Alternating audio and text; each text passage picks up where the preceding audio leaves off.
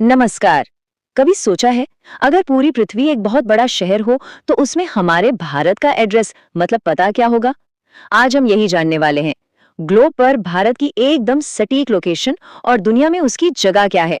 तो घूम फिर कर सवाल वही आता है कि आखिर पृथ्वी पर भारत का एग्जैक्ट एड्रेस है क्या। चलिए मिलकर इस मजेदार पहेली को सुलझाते हैं। तो सबसे पहले बात करते हैं भारत के ग्लोबल एड्रेस की। देखिए, ये सिर्फ कुछ नंबर्स नहीं है, असल में ये वो खास कोड है जो दुनिया के नक्शे पर भारत को उसकी यूनिक पहचान देता है। अगर हम भारत की मेन जमीन यानी कि मेनलैंड की बात करें तो वो 8 डिग्री 4 मिनट से लेकर 37 डिग्री 6 मिनट नॉर्थ लैटिट्यूड और 68 डिग्री 7 मिनट से 97 डिग्री 25 मिनट ईस्ट लॉन्गिट्यूड के बीच में है। सीधे साधे शब्दों में इसका मतलब ये है कि भारत पूरी तरह से नॉर्दर्न और ईस्टर्न हेमिस्फीयर में आता है। लेकिन रुकिए, कहानी यहीं खत्म नहीं होती। अगर हम इसमें अपने द्वीपों जैसे अंडमान और निकोबार को भी जोड़ लें तो भारत का सबसे दक्षिणी सिरा 6 डिग्री 4 मिनट नॉर्थ लैटिट्यूड तक चला जाता है। मतलब भारत का जो पूरा फैलाव है वो हमारी सोच से भी कहीं ज्यादा है। ठीक है, तो एड्रेस तो हमें मिल गया, पर अब अगला सवाल ये उठता है कि ये देश, हमारा भारत, आखिर कितना बड़ा है, कितना विशाल है। तैयार है? ये नंबर है 32,87,263 वर्ग किलोमीटर। जी हाँ, ये भारत का कुल एरिया है। ये इतना बड़ा है कि आप सोचिए इसमें यूरोप के कई देश आराम से फिट हो सकते हैं। और यही वजह है कि ये दुनिया के सबसे बड़े देशों की लिस्ट में शामिल है। तो अब ये तो पता चल गया कि भारत बहुत बड़ा है, पर दुनिया के दूसरे देशों के मुकाबले कितना बड़ा है? चलिए अब ग्लोबल स्टेज पे भारत के साइज को थोड़ा और समझते हैं। अब ये बहुत दिलचस्प है। देखिए, जमीन यानी एरिया के हिसाब से तो भारत दुनिया का 7वां सबसे बड़ा देश है, लेकिन जब बात आती है आबादी की तो हम दूसरे नंबर पर हैं। सोचिए जरा, 7वां सबसे बड़ा एरिया और दूसरी सबसे बड़ी आबादी, है ना ये एक बड़ा विरोधाभास? तो मन में सवाल आता है ना, कि अगर भारत 7वें नंबर पर है तो फिर वो कौन से 6 देश हैं जो हमसे भी बड़े हैं? चलिए एक नजर डालते हैं। तो लिस्ट में नंबर 1 पर है, जाहिर है, विशाल रूस। उसके बाद आता है कनाडा, फिर चीन, अमेरिका, ब्राजील और ऑस्ट्रेलिया। और इन 6 दिग्गजों के ठीक बाद 7वें नंबर पर आता है हमारा भारत।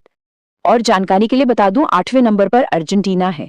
तो इससे भारत की जो 7वीं पोजीशन है वो और भी मजबूती से समझ आती है।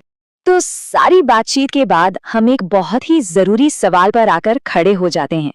एरिया में 7वें नंबर पर और आबादी में दूसरे, ये जो एक अनोखा विरोधाभास है, ये भारत के लिए किस तरह के मौके यानी अपॉर्चुनिटीज और कौन सी चुनौतियां यानी चैलेंजेस लेकर आता है? ये एक ऐसा सवाल है जिस पर सोचना बहुत जरूरी है, क्योंकि इसी में हमारे देश के भविष्य की दिशा छिपी है। भारत, जब हम इस नाम को सुनते हैं तो दिमाग में एक विशाल देश की तस्वीर आती है, पर असल में ये कितना विशाल है? चलिए आज कुछ आंकड़ों में उतरते हैं और भारत के साइज को, इसकी सीमाओं को जरा करीब से समझते हैं। शुरुआत एक ऐसे फैक्ट से करते हैं जो शायद चौंका दे। सोचिए, पूरी दुनिया में जितनी भी जमीन है उसका सिर्फ 2.42% हिस्सा भारत के पास है। ये आंकड़ा सुनने में शायद बहुत बड़ा न लगे, है ना? लेकिन रुकिए, कहानी में एक बहुत बड़ा ट्विस्ट है। और ये रहा वो ट्विस्ट। उस छोटी सी 2.42% जमीन पर दुनिया की 17.5% आबादी रहती है। और हाँ, ये आंकड़ा तो 2011 की जनगणना का है। आज तो ये संख्या कहीं ज्यादा है। मतलब जमीन का छोटा टुकड़ा और उस पर रहने वाले इतने सारे लोग। यही तो है भारत के स्केल की असली कहानी। तो दुनिया के नक्शे पर भारत की आबादी कहाँ ठहरती है? देखिए, पॉपुलेशन के मामले में भारत दुनिया के बड़े बड़े देशों में गिना जाता है, चीन के ठीक बाद। और एक मजेदार बात देखिए, इस लिस्ट में हमारे 2 पड़ोसी पाकिस्तान और बांग्लादेश भी हैं। इससे अंदाजा लगता है कि इस पूरे रीजन में पॉपुलेशन डेंसिटी कितनी ज्यादा है। अच्छा, ये परसेंटेज और रैंकिंग तो ठीक है, लेकिन असल में जमीन पर इसका क्या मतलब है? मतलब किलोमीटर में ये देश कितना बड़ा है? चलिए अब जरा इस विशालता को नापते हैं। जरा इन दूरियों पे गौर कीजिए। अगर उत्तर में कश्मीर से दक्षिण में कन्याकुमारी तक जाएं तो ये फासला 3,200 किलोमीटर से भी ज्यादा है। और पूरब में अरुणाचल से लेकर पश्चिम में गुजरात तक लगभग 3,000 किलोमीटर। सोचिए, ये सिर्फ नंबर नहीं है, ये वो विशाल दूरियां हैं जिनके बीच न जाने कितनी संस्कृतियां, कितनी भाषाएं और कितने तरह के मौसम बसते हैं। तो हमने देश के एक कोने से दूसरे कोने तक की दूरी तो देख ली। अब बारी है इसके किनारों की, यानी इसकी सरहदों की।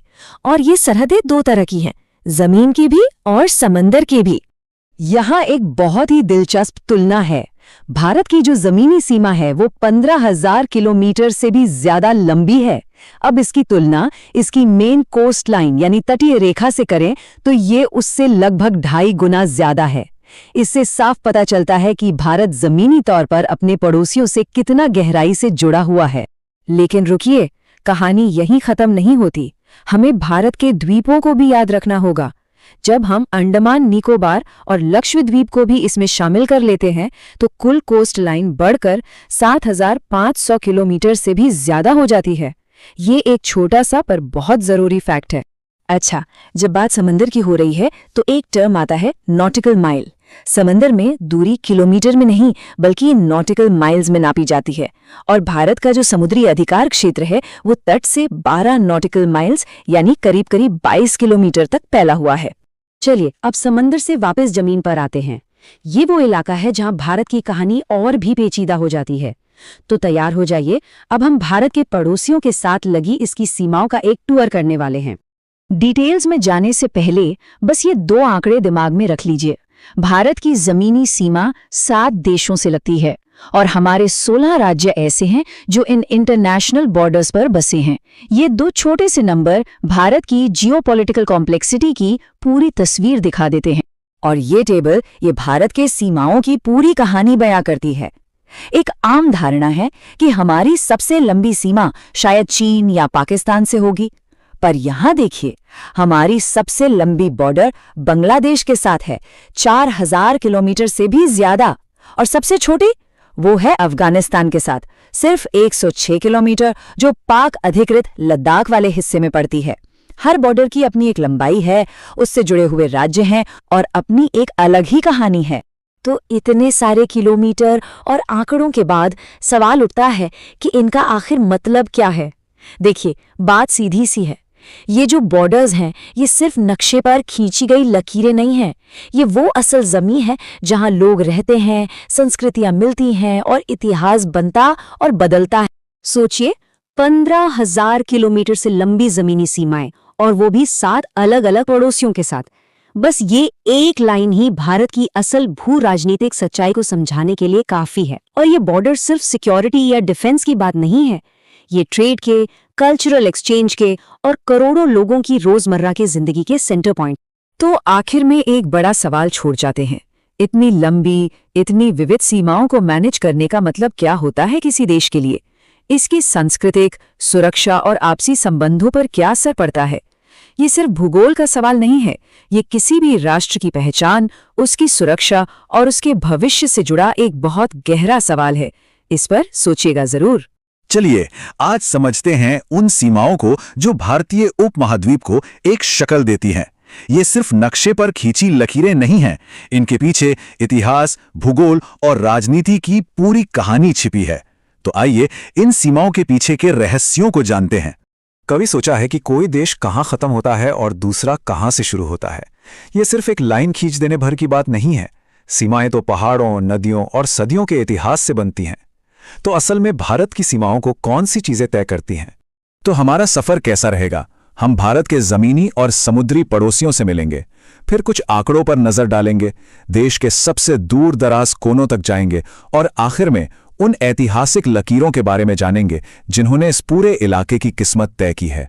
तो चलिए शुरू करते हैं। सबसे पहले मिलते हैं भारत के पड़ोसियों से, कुछ वो जो जमीन से जुड़े हैं और कुछ वो जो समंदर के रास्ते। क्या ये बात पता थी कि भारत की सीमाएं सिर्फ जमीन पर ही खत्म नहीं होती? भारत 7 अलग अलग देशों के साथ अपनी समुद्री सीमाएं भी साझा करता है। इसी वजह से हिंद महासागर में इसकी एक बहुत अहम भूमिका है।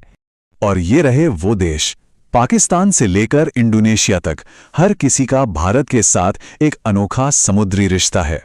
ये समुद्री रास्ते सिर्फ बॉर्डर नहीं है, ये तो व्यापार, संस्कृति और इतिहास के हाईवेज हैं। लेकिन यहां कहानी में एक दिलचस्प मोड़ आता है। कुछ देश ऐसे भी हैं जो भारत के साथ सिर्फ एक नहीं बल्कि दोनों तरह की सीमाएं साझा करते हैं, यानी जमीन से भी जुड़े हैं और समंदर से भी। बांग्लादेश, म्यांमार और पाकिस्तान, इन 3 देशों का भारत के साथ एक बहुत ही खास रिश्ता है, जमीन और समंदर दोनों पर। और इसी दोहरे संबंध की वजह से यहाँ की भू राजनीति काफी पेचीदा और दिलचस्प हो जाती है। अच्छा, तो अब हम ये तो जान गए कि पड़ोसी कौन कौन हैं, तो चलिए अब थोड़ा आंकड़ों पे नजर डालते हैं। असल में ये सीमाएं कितनी लंबी हैं? तो सवाल ये उठता है कि भारत की सबसे लंबी सीमाएं आखिर हैं कहां, और कौन से राज्य इन अहम अंतर्राष्ट्रीय बॉर्डर्स पर सबसे बड़ी भूमिका निभाते हैं। जैसा कि इस चार्ट में साफ दिख रहा है, पश्चिम बंगाल की सीमा बांग्लादेश के साथ सबसे लंबी है, लगभग 2216 किलोमीटर से भी ज्यादा। ये आंकड़े इन सीमाओं की विशालता को दिखाते हैं। अब सीमाओं से आगे बढ़ते हैं और एक सफर पर चलते हैं भारत के बिल्कुल अंतिम छोरों तक, देश के सबसे उत्तरी, दक्षिणी, पूर्वी और पश्चिमी कोनों तक। हमारा ये सफर शुरू होता है उत्तर से इंदिरा कॉल में। ये जम्मू कश्मीर के बर्फीले पहाड़ों में मौजूद भारत का सबसे उत्तरी बिंदु है। और अब चलते हैं देश के बिल्कुल दूसरे छोर पर, ग्रेट निकोबार द्वीप में। यहां है इंदिरा पॉइंट, भारत का सबसे दक्षिणी सिरा। पश्चिम की ओर बढ़ें तो हमारा अगला पड़ाव है गुजरात में सर क्रीक, जो भारत पाकिस्तान सीमा पर एक दलदली इलाका है। और आखिर में हम पूर्व की ओर अरुणाचल प्रदेश के किबिथु पहुंचते हैं। ये भारत का सबसे पूर्वी गांव है, जहां देश में सूरज की पहली किरणें पड़ती हैं। यहाँ एक मजेदार बात है, इंदिरा पॉइंट को पहले पिग्मिलियन पॉइंट के नाम से जाना जाता था, जो हमें इसके औपनिवेशिक अतीत की याद दिलाता है। इंदिरा पॉइंट की अहमियत इस बात से भी है कि यह भूमध्य रेखा यानी कि इक्वेटर की कितना करीब है, सिर्फ 876 किलोमीटर दूर। ये लोकेशन भारत की रणनीतिक समुद्री स्थिति को और भी मजबूत करती है। इन 4 अंतिम छोरों के अलावा मुंबई में कोलाबा पॉइंट और तमिलनाडु में पॉइंट कैलिमेरे जैसे दूसरे भी कई अहम तटीय स्थल हैं। स्लाइड में श्रीलंका के पॉइंट पेड्रो का भी जिक्र है, जो इस क्षेत्र का एक और महत्वपूर्ण समुद्री बिंदु है। अच्छा, क्या कभी तीसरे ध्रुव या थर्ड पोल के बारे में सुना है? ये नाम काराकोरम रेंज में मौजूद सियाचिन ग्लेशियर को दिया गया है। ध्रुवीय क्षेत्रों के बाहर दुनिया का दूसरा सबसे लंबा ग्लेशियर होने के नाते ये इस इलाके के लिए ताजे पानी का एक बहुत बड़ा स्रोत है और इसका भू राजनीतिक महत्व भी बहुत ज्यादा है। चलिए अब कुदरती सीमाओं से हटकर उन लकीरों की बात करते हैं जिन्हें इंसानों ने बनाए हैं। ये वो ऐतिहासिक समझौते हैं जिन्होंने इस क्षेत्र के आधुनिक नक्शे को शक्ल दी है। इतिहास की 2 तारीखें यहां बहुत अहम है। एक 1896 जब डूरंड लाइन खींची गई थी और दूसरी 1914 जब मैकमोहन लाइन स्थापित की गई थी। मैकमोहन लाइन, जिसे 1914 में शिमला में तय किया गया था, भारत और चीन के बीच की सीमा को परिभाषित करती है। हालांकि ये रेखा आज भी दोनों देशों के बीच एक बड़े विवाद का कारण बनी हुई है। डूरंड लाइन इस बात का एक जबरदस्त उदाहरण है कि कैसे सीमाएं वक्त के साथ बदल जाती हैं। जब ये खींची गई थी तब ये ब्रिटिश भारत और अफगानिस्तान के बीच थी, लेकिन 1947 में भारत के विभाजन के बाद ये अब पाकिस्तान और अफगानिस्तान के बीच की सीमा बन गई है, एक ऐसी सीमा जिस पर आज भी बहुत विवाद है। तो इससे क्या सीखने को मिलता है? यही कि सीमाएं पत्थर की लकीर नहीं होती, वे इतिहास, राजनीति और सत्ता के बदलते समीकरणों के साथ बदलती और विकसित होती रहती हैं। डूरंड लाइन की कहानी हमें याद दिलाती है कि नक्शे पर खींची एक मामूली सी रेखा भी देशों और लोगों की किस्मत को कैसे आकार दे सकती है, और ये हमें सोचने पर मजबूर करती है कि भविष्य में इन सीमाओं का क्या होगा। कभी सोचा है कि किसी नक्शे पर जो लाइनें खिंची होती हैं वो दरअसल एक देश की पूरी कहानी बता सकती हैं? आज ना हम भारत के नक्शे में ही छिपी कुछ ऐसी ही कहानियों को सामने लाएंगे, उन लकीरों को समझेंगे जो हमारे देश को एक पहचान देती हैं। कुछ तो दिखती हैं और कुछ बिल्कुल अदृश्य हैं। तो चलिए एक बड़े सवाल से ही शुरुआत करते हैं। क्या किसी देश की पहचान सिर्फ उसकी बाहरी सरहदों मतलब उसके बॉर्डर्स से होती है, या फिर उन अनगिनत लकीरों से भी जो देश के अंदर खींची जाती हैं और हम सबके जीवन पर असर डालती हैं? तो इस सफर में हमारा पहला पड़ाव है भारत की भौगोलिक रूपरेखा को समझना। मतलब आखिर नक्शे पर एक देश का आकार बनता कैसे है और उसकी पहचान कैसे बनती है। तो शुरुआत करते हैं सबसे बाहर से, यानी भारत की सीमाओं से। ये सिर्फ लकीरें नहीं हैं, यकीन मानिए, इनके पीछे प्रकृति और हमारे इतिहास की पूरी कहानियां छिपी हैं। चलिए थोड़ा और गहराई में जाकर देखते हैं। ये है रैडक्लिफ लाइन। ये सिर्फ एक लकीर नहीं है, ये तो इतिहास का वो मोड़ है जिसने सब कुछ बदल दिया। सोचिए 15 अगस्त 1947 को सर सिरिल रैडक्लिफ ने इसे नक्शे पर खींचा और बस उसी एक लकीर ने भारत और पाकिस्तान के बीच की सरहद तय कर दी। लाखों लोगों की जिंदगी हमेशा हमेशा के लिए बदल गई। अच्छा, अब एक ऐसी सीमा देखते हैं जिसे किसी इंसान ने नहीं बनाया। यहां तो कुदरत खुद बॉर्डर बनाती है। ये है काली नदी। ये भारत और नेपाल के बीच बहती है और एकदम नेचुरली दोनों देशों को अलग कर देती है। और ठीक इसी तरह भारत के पूर्वी छोर पर पटकाई की पहाड़ियां एक बहुत बड़ी दीवार की तरह खड़ी हैं। ये पूरी पर्वत श्रृंखला भारत को म्यांमार से अलग करती है और एक नेचुरल और बहुत ही खूबसूरत सीमा बनाती है। जमीन से अब जर्रा पानी की ओर चलते हैं। दक्षिण में पाक जल संधि नीले पानी की एक ऐसी रेखा है जो भारत को श्रीलंका से अलग करती है। ये एक बहुत ही इंपॉर्टेंट समुद्री सीमा है जो सदियों से व्यापार और संस्कृति का रास्ता रही है। लेकिन एक मजेदार बात पता है, श्रीलंका के बाद हमारा दूसरा सबसे करीबी समुद्री पड़ोसी इंडोनेशिया है। ये ग्रेट निकोबार द्वीप के ठीक दक्षिण में है और हमें साउथ ईस्ट एशिया से जोड़ता है। तो बाहरी सीमाओं से अब देश के दिल में चलते हैं। अब हम उन अदृश्य लेकिन बेहद जरूरी लकीरों की बात करेंगे जो भारत के अंदर हमारी जिंदगी को एक सिस्टम में बांधती हैं। 82.5 डिग्री पूर्व। सुनने में ये नंबर किसी पहेली जैसा लगता है ना, पर ये एक ऐसी चीज तय करता है जिसे हम सब हर रोज फॉलो करते हैं। कोई गेस कर सकता है कि ये क्या है? ये है हमारे इंडियन स्टैंडर्ड टाइम यानी IST की लाइफलाइन। यही वो देशांतर रेखा है जो मिर्जापुर के पास से निकलती है और ये पक्का करती है कि गुजरात से लेकर अरुणाचल तक हम सब की घड़ियां एक साथ चलें। और पता है, ये लाइन उत्तर प्रदेश, मध्य प्रदेश, छत्तीसगढ़, उड़ीसा और आंध्र प्रदेश इन 5 राज्यों से होकर गुजरती है। अब एक और बहुत इंपॉर्टेंट काल्पनिक रेखा की बात करते हैं, कर्क रेखा। ये अक्षांश की रेखा भारत को लगभग 2 बराबर हिस्सों में बांटती है, जिसका हमारे मौसम और क्लाइमेट पर बहुत गहरा असर पड़ता है। ये राजस्थान, गुजरात, मध्य प्रदेश, छत्तीसगढ़, झारखंड, पश्चिम बंगाल, त्रिपुरा और मिजोरम यानी कुल 8 राज्यों से होकर गुजरती है। तो देखिए, यहां इन दोनों रेखाओं की तुलना करना कितना दिलचस्प है। जैसा कि इस टेबल में देख रहा है, कर्क रेखा एक अक्षांश है जो हमारे क्लाइमेट को तय करती है और 8 राज्यों से गुजरती है। वहीं इंडियन स्टैंडर्ड टाइमलाइन एक देशांतर है जो हमारा टाइम तय करती है और 5 राज्यों से होकर जाती है।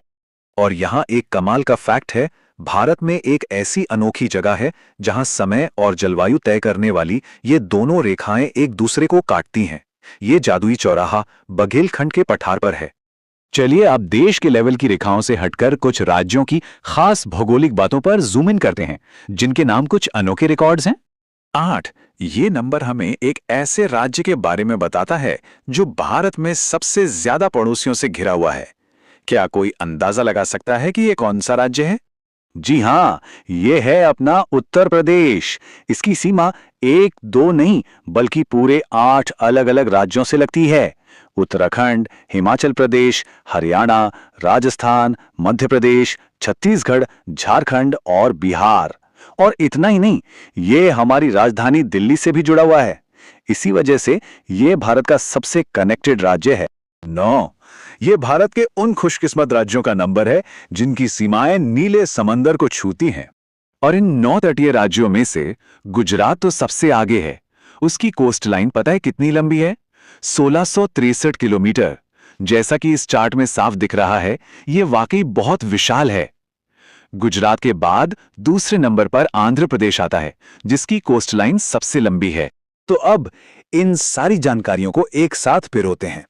हमने देखा कि भारत का जो पूरा भौगोलिक ताना बाना है वो इन सभी रेखाओं और सीमाओं से मिलकर ही बुना गया है। रेडक्लिफ लाइन के ऐतिहासिक निशान से लेकर कर्क रेखा की जलवायु वाली परिभाषा तक, राज्यों की अपनी सीमाओं से लेकर गुजरात की लंबी कोस्ट लाइन तक, भारत सचमुच में प्राकृतिक और इंसानों द्वारा बनाई गई रेखाओं से बुना हुआ एक पेचीदा और खूबसूरत चित्र है। और आखिर में एक सवाल है जिस पर सोचने के लिए आपको छोड़ जाता हूं। ये जो सारी भौगोलिक रेखाएं हैं, चाहे वो कुदरत ने बनाई हों या इंसानों ने, ये हमें आपस में जोड़ती हैं या हमें बांटती हैं? इस पर सोचिएगा जरूर। नमस्कार। भारत की जो सरहदें हैं ना, वो किसी मजेदार पहेली से कम नहीं है। तो सोचा क्यों ना आज मिलकर इस भौगोलिक पहेली को सुलझाया जाए। चलिए एक सवाल से शुरू करते हैं। भारत का एक ऐसा राज्य जो लगभग पूरी तरह से मतलब 3 तरफ से एक ही पड़ोसी देश से घिरा है। कोई अंदाजा है कौन सा हो सकता है? जवाब के लिए बस बने रहिएगा।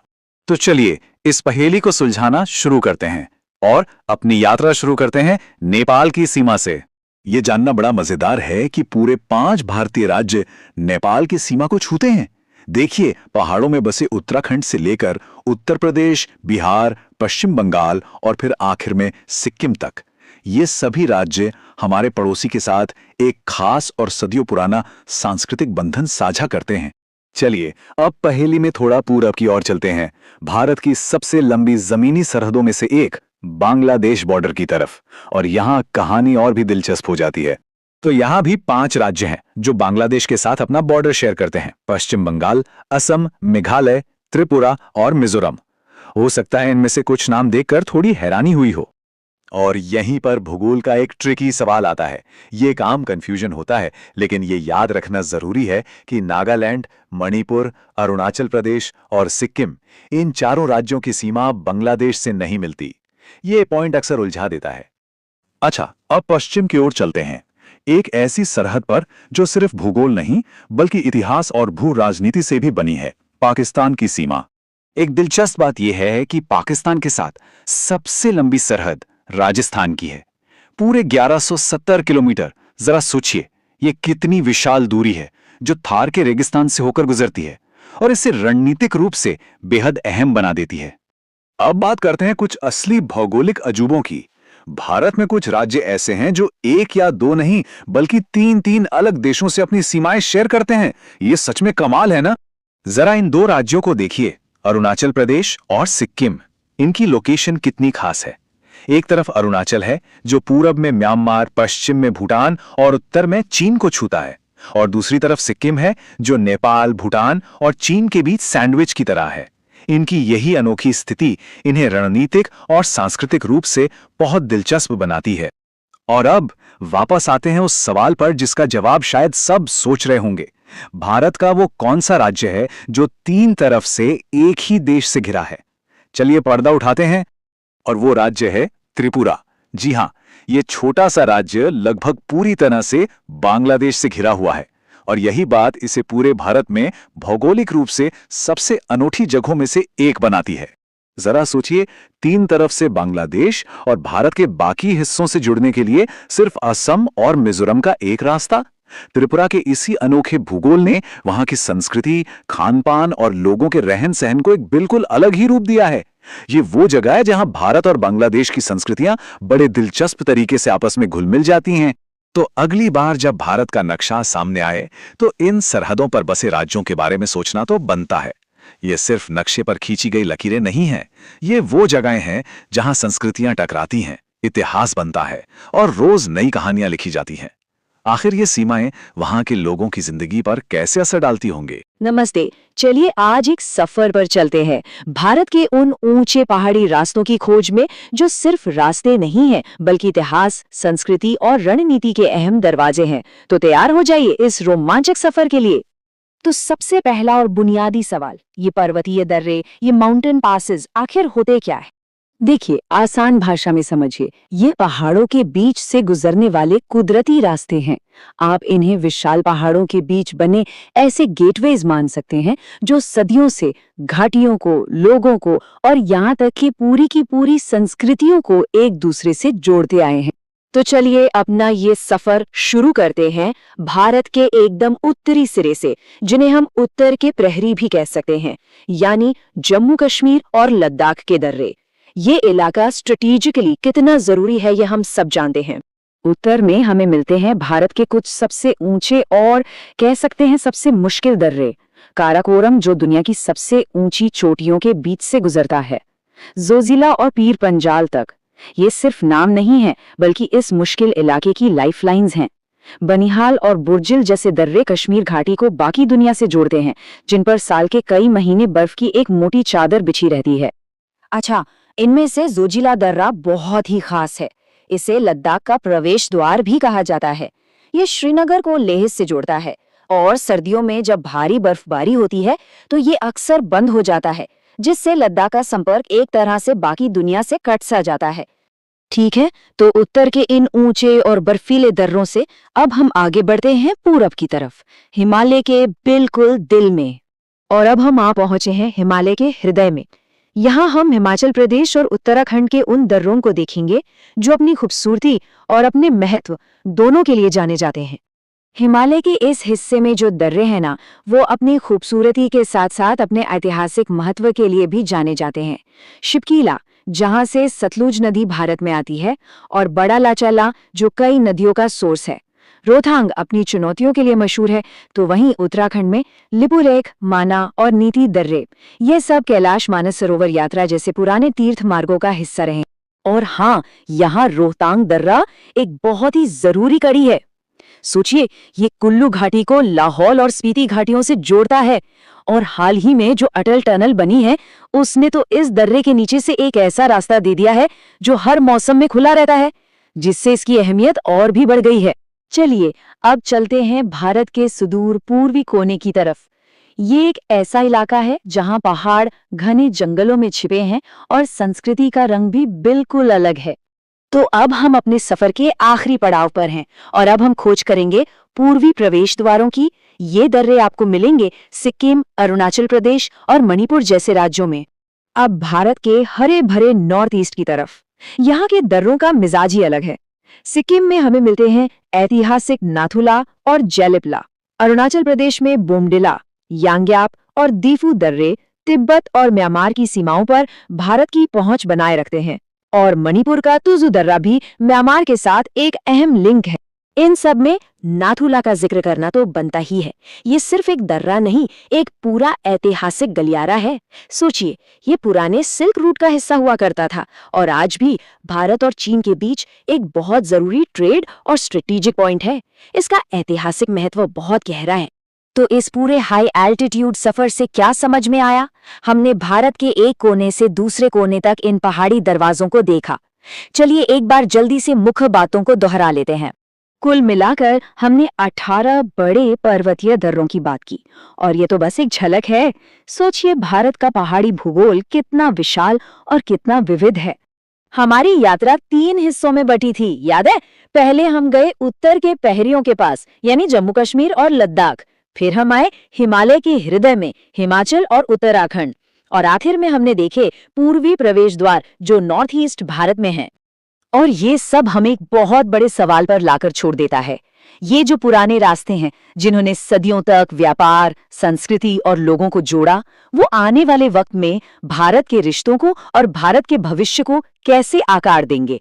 ये एक सोचने वाली बात है ना? नमस्ते। चलिए आज बात करते हैं भारत के उन कुदरती रास्तों की जो सिर्फ रास्ते नहीं बल्कि हमारे इतिहास और संस्कृति को जोड़ने वाली जीवन रेखाएं हैं। ये वो जगहें हैं जिन्होंने सही मायनों में भारत की कहानी को गढ़ा है। तो एक सवाल से शुरुआत करते हैं जो सुनने में शायद थोड़ा अजीब लगे। एक नदी भला हिमालय जैसे विशाल पहाड़ों को चीरकर अपना रास्ता कैसे बना सकती है? ये सोचना भी हैरान करता है ना? आज हम इसी रहस्य से पर्दा उठाएंगे। तो सबसे पहले हम चलते हैं भारत के पहाड़ी दरवाजों की तरफ। देखिए, ये सिर्फ पहाड़ों के बीच के रास्ते नहीं हैं, बल्कि ये वो जगहें हैं जहां प्रकृति की चुनौती और इंसान के साहस का संगम होता है।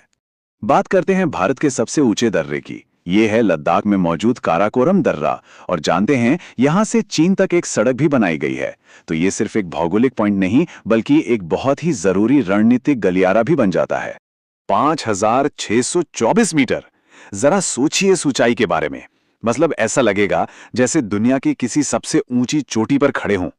इतनी ऊंचाई पर एक रास्ता बनाना वाकई इंजीनियरिंग और हिम्मत का एक शानदार नमूना है।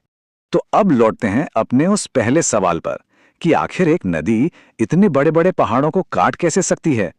इसका जवाब पता है कहां छुपा है? प्रकृति की अपनी जबरदस्त तराशने की ताकत में। चलिए देखते हैं कि कैसे ये नदियां हिमालय में अपने रास्ते खुद बना लेती हैं। मिसाल के तौर पर देखिए, जो जोजिला दर्रा है उसे बनाया है सिंधु नदी ने, सतलज नदी ने शिपकीला को शकल दी, और तिस्ता ने बनाया जलिपला को। ये नदियां सोचिए लाखों सालों से सब्र के साथ इन पहाड़ों को तराश रही हैं ताकि ये जरूरी रास्ते बन सकें। और प्रकृति ने जो ये रास्ते बनाए हैं ना, उन्हें हम इंसानों ने अपनी जीवन रेखा बना लिया है। ये दर्रे सिर्फ जमीन के टुकड़े नहीं हैं, बल्कि समुदायों और राष्ट्रों के लिए बड़े ही स्ट्रेटेजिक और इकोनॉमिक गलियारे हैं। जैसे कि जो जिला दर्रा, ये नेशनल हाईवे 1A के जरिए लेह को कश्मीर घाटी से जोड़ता है। अब ये सिर्फ एक सड़क नहीं है, ये लद्दाख में रहने वाले लोगों के लिए पूरी दुनिया से जुड़ने का एक बहुत बहुत जरूरी जरिया है। या फिर चलिए हिमाचल प्रदेश के मशहूर रोहतांग दर्रे की बात करते हैं। यह खूबसूरत कुल्लू घाटी को लाहौल और स्पीति की दूर दराज घाटियों से जोड़ता है और इसी वजह से वहां व्यापार और टूरिज्म दोनों को ही बढ़ावा मिलता है। और एक मजेदार बात बताएं, इसका एक पुराना ऐतिहासिक नाम भी है, भृगु तुंग। ये नाम हमें इसकी सांस्कृतिक और ऐतिहासिक जड़ों की याद दिलाता है। इसी तरह बनिहाल दर्रा भी जम्मू और श्रीनगर के बीच एक बहुत ही अहम कड़ी है और इसके अंदर जो जवाहर टनल बनी है ना, वो ये पक्का करती है कि चाहे मौसम कैसा भी खराब हो, ट्रैफिक हमेशा चलता रहे।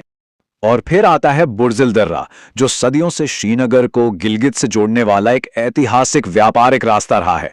मतलब हर दर्रे की अपनी एक अलग कहानी है, अपना अलग महत्व है। देखिए, इन दर्रों की अहमियत सिर्फ देश के अंदर तक ही सीमित नहीं है। एक तरफ जहां शिपकीला दर्रा शिमला को तिब्बत से जोड़ता है, वहीं दूसरी ओर तुजू दर्रा मणिपुर को म्यांमार से। तो ये इंटरनेशनल ट्रेड और कल्चरल एक्सचेंज के भी गेटवे हैं। तो पहाड़ों के इन सख्त रास्तों से निकलकर अब हम चलते हैं पूर्वोत्तर भारत के हरे भरे जंगलों में। यहां हमें प्रकृति और इंसान के तालमेल का एक ऐसा नमूना देखने को मिलेगा जो हैरान कर देता है। हम बात कर रहे हैं मेघालय के लिविंग रूट ब्रिजेस की। जी हां, ये कोई सीमेंट या लोहे से बने पुल नहीं है, इन्हें तो बाकायदा उगाया जाता है। खासी जनजाति के लोग रबर के पेड़ों की जिंदा जड़ों को दिशा देकर इन्हें बनाते हैं। ये इंजीनियरिंग का एक जीता जागता चमत्कार है। तो ये होता कैसे है? देखिए, खासी लोग रबर के पेड़ की लचीली जड़ों को नदी या नाले के एक किनारे से दूसरे किनारे तक बढ़ने के लिए गाइड करते हैं। फिर धीरे धीरे वक्त के साथ ये जड़ें आपस में गूंथ जाती हैं और मोटी होकर एक बेहद मजबूत पुल बन जाती हैं। और इस पूरे प्रोसेस में सालों, कभी कभी तो दशकों लग जाते हैं। और वहां की लोकल भाषा में इन कमाल के पुलों को जिंग केंग इरोन कहते हैं। ये नाम भी कितना खूबसूरत है ना? अच्छा, दर्रों और पुलों से आगे बढ़ें तो भारत में कुछ ऐसी जगह भी हैं जहां प्रकृति खुद एक दूसरे से मिलती है और बनाती है अनोखे संगम। ये वो जगह हैं जहां भूगोल, आस्था और कहानियां सब एक साथ मिल जाती हैं। जैसे कि कन्याकुमारी, ये भारत का सबसे दक्षिणी छोर है और यहाँ की खासियत ये है कि यहाँ 3 अलग अलग समुद्रों के किनारे आकर मिलते हैं। इससे 3 अर्धचंद्राकार बीच बनते हैं, एक ऐसा नजारा जो कहीं और देखने को नहीं मिलता। और फिर है राम सेतु, जिसे एडम्स ब्रिज भी कहा जाता है। ये भारत और श्रीलंका के बीच पानी के नीचे चूना पत्थर के टीलों की एक पूरी लाइन है। ये भूविज्ञान और पौराणिक कथाओं का एक ऐसा अनोखा मेल है जो 2 देशों के बीच एक बहुत पुराने रिश्ते का प्रतीक है। तो हमने देखा कि ये दर्रे, ये पुल और ये संगम, ये सिर्फ नक्शे पर बनी लकीरें नहीं हैं। ये तो वो जीवन रेखाएं हैं जिन्होंने सभ्यताओं को जोड़ा, संस्कृतियों को मिलाया और आज भी हमारे देश के भविष्य को एक नई शक्ल दे रही हैं। इन कुदरती दरवाजों ने हमें हमेशा से जोड़ा है, हमें आगे बढ़ने का रास्ता दिखाया है। लेकिन कहानी यहां खत्म नहीं होती, बल्कि ये हमें सोचने पर मजबूर करती है कि प्रकृति और इंसान के इसी तालमेल से अगला कौन सा रास्ता खोजा जाएगा, भविष्य के कौन से नए दरवाजे खुलेंगे।